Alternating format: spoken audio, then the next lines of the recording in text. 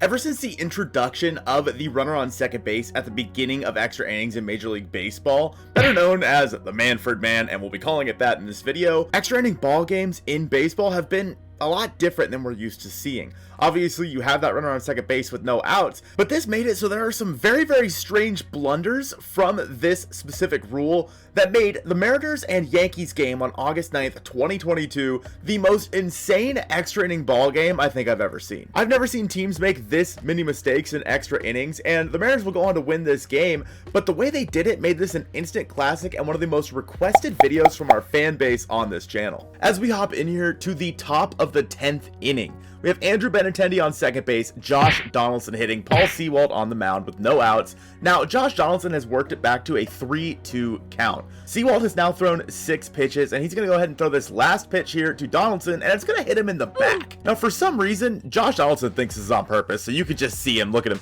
He's just staring. He's just staring at Paul Seawall saying, "What's up, bro? Why you do like why would Paul Seawall be trying to hit you, homie?" Obviously, Josh Donaldson, I mean, look at this guy. Look at this dude. He loves to start fights. He's kind of a little baby boy. But alas, he was staring down Paul Seawall, thinking Seawall wanted to hit him to put 2 runners on with no outs in the top of the 10th inning. Now, we fast forward a little bit. We have runners on first and second, and Gleyber Torres up to bat. And for some reason, Andrew Benintendi decides, man, I really do want to just take third base. I'm going. I'm fast as boy. And Paul Seawall picks him off. Now, the runner from first base, I don't know who it was that replaced Josh Donaldson, but it's not Josh Donaldson. He's going to make it at second base, but Andrew Benintendi gets picked off, and now there's 1 out and a runner on second base. Basically meaning that we reset the start of this inning, but now there's 1 out instead of 0 outs. They ask you how you are, you just have to say that you're fine when you're not really fine. Now to take care of Gleyber Torres here, Paul Seawall's going to get a little tapper out in front of home plate, and the runner from second is not going to advance. Seawall will throw him out, and now there are 2 outs in the inning with a runner on second base. That'll bring up Miguel Andujar, and a base hit gives the Yankees the lead. With Seawall on the mound, he strikes out Miguel Andujar, and the Mariners will now go to the bottom of the 10th inning. Now, Mariners fans are willing to get a little bit weird. You can see the rally shoe here, trying to bring the Mariners to victory, but alas, the Mariners are going to do their best Yankees impression and not score in the bottom of the 10th. Now, the rally shoe. You may have seen it recently in the playoffs for the Seattle Mariners. It was used during the entirety of the playoffs and really showed up once again in the watch party at T-Mobile Park against the Blue Jays during that insane comeback. While a lot of people thought that that game was the originator, it was actually this game against the Yankees that originated the rally shoe. Just a fun little trivia fact for you. And with that being said, the Mariners are now going to switch pitchers from Paul Seawall, and they're going to go ahead and bring in Matt Festa.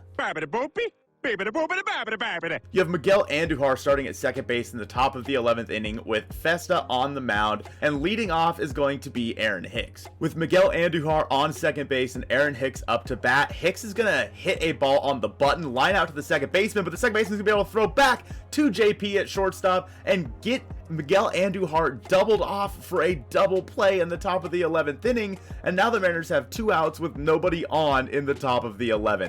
A massive base running blunder from Benintendi in the 10th, and now a massive base running blunder from Miguel Andujar in the top of the 11th. Who knows what would have happened if Miguel Andujar just would have stayed home on this play, but instead he didn't. Frazier was able to make the leaping grab and throw him out at second base to secure 2 outs for the Mariners in the top of the 11th. With a 1-2 count on Jose Trevino, Festa is going to go down and away here, and he's going to get Trevino to line out to right field with Sam Haggerty out there in right field, with Mitch still on the IL at this point, making the sliding grab. And once again, the Mariners are going to the bottom of the inning unscathed, and they will be starting with the Manfred Man, Cal Raleigh, out on second base. In the bottom of the 11th, JP is going to drop down a perfect sacrifice bunt, get Raleigh over to third base, bringing up Sam Haggerty with a runner on third and 1 out. And yeah, this is probably the right move by the Yankees, because, you know, otherwise.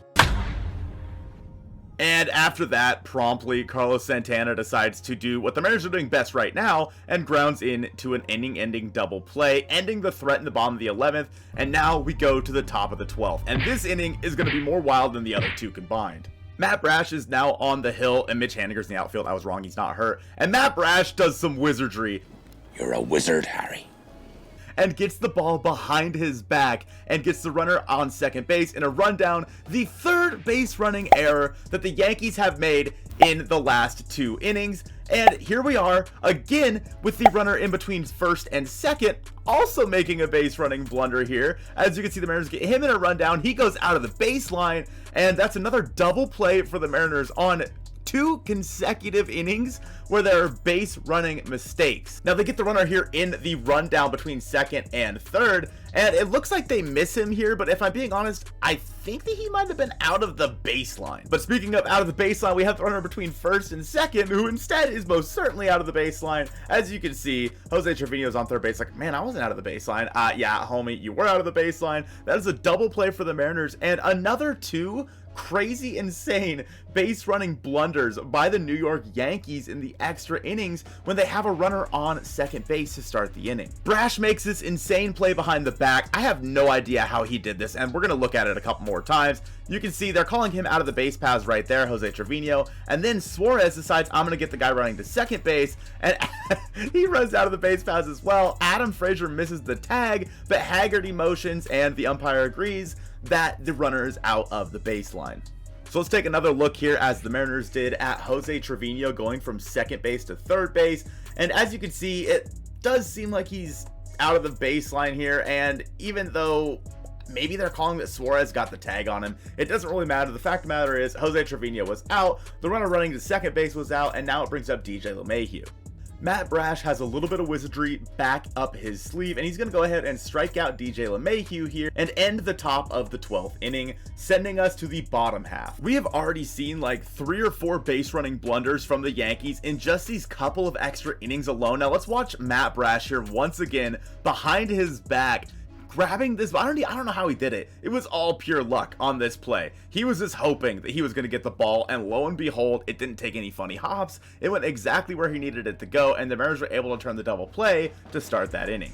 The Mariners do end up loading the bases in the bottom of the 12th inning with Eugenio Suarez coming up to the plate with 2 outs. At this point, the rally shoe is in full effect here as Gino comes up to the plate, but alas, the Mariners are once again not going to be able to pull it off in this inning, and we're going to have to go to the 13th. Gino is going to swing through that nasty 2-seam, snaps the bat over his knee, and alas, we go to the top of the 13th. Also, if we had to give some analytics on this bat snap here from Gino, I'd say probably 80 grade power on that snap. The form at least 70 grade, but for safety, probably a 20. Now with DJ LeMahieu starting on second base, the Manfred man, and Brash on the mound, they're gonna go ahead and intentionally walk probably this year's MVP Aaron Judge. I mean, not a bad idea. So now we have runners on first and second with nobody out, bringing up Andrew Benintendi. Now Brash is going to strike out Benintendi on an insane 2-2 slider, a backdoor slider at the top of the zone, and there's going to be 1 out in the inning. Brash then goes on to walk Mariners killer Marwin Gonzalez, and with 1 out and the bases loaded, that's going to bring up Gleyber Torres. And with a little front door slider here from Matt Brash, he is going to strike out Gleyber Torres, making it 2 outs with the bases loaded in the top of the 13th inning against the Yankees. And finally, recently DFA'd now, Miguel Andujar is going to step up to the plate with the bases loaded and promptly ground out to JP at shortstop, bringing the Yankees' threat in the top of the 13th to an end.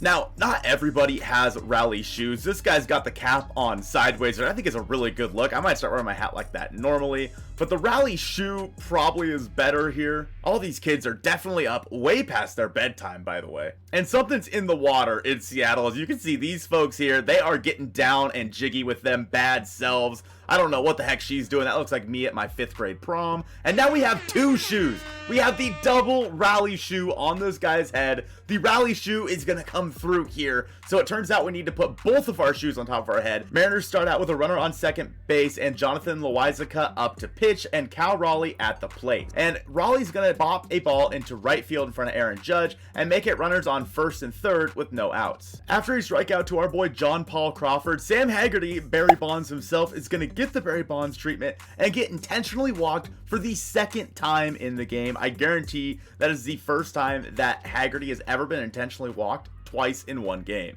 And that will bring up the man himself, Luis Torrens, against Jonathan Loaisiga. And there it is, the ball game, the single into right field as Luis Torrens walks it off for the Seattle Mariners. Easily an instant classic as Aaron Goldsmith called it. And this is one of the worst extra inning performances I think I have ever seen in the Manfred Man era. And they made at least 4 outs on the base paths in this extra inning affair. Now, while this was the biggest blunder in extra innings history, I think that you might want to see the worst defensive 9th inning I have ever seen in my life. I have that video on the screen for you right now. Go ahead and check that out. I hope you guys have a great rest of your day, and go Mariners.